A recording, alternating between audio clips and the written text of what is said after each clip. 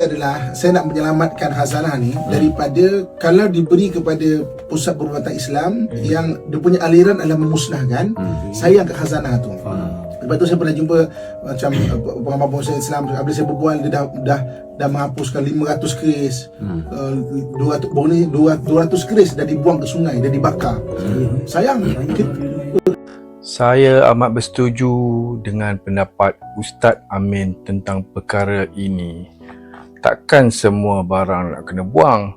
Kalau barang sihir ke, barang yang memudaratkan ke, bolehlah kita campak ke, kita bakar ke. Tapi kadang barang pusaka, barang keturunan nenek moyang, cantik-cantik pula, tambah pula keturunan raja-raja, ada lembing lah, ada barang tembaga, ada keris, ada badik. Sayang, benda tu takkan kita nak buang je. Kita kena ingat balik semasa sihir yang kena pada Rasulullah telah dimatikan.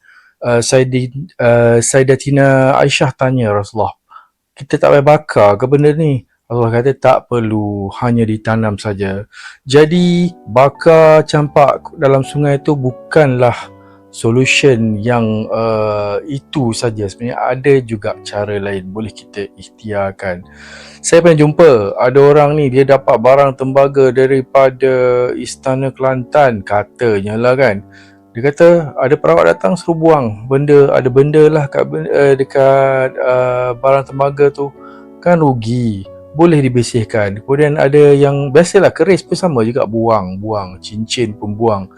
Jadi kalau ada benda yang pusaka, benda yang berharga milik keluarga, kita bersihkan saja.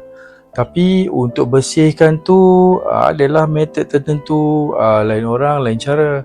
Tapi saya pun tahu juga sedikit sebanyak. Kalau nak tahu, insya-Allah kita jumpa esok.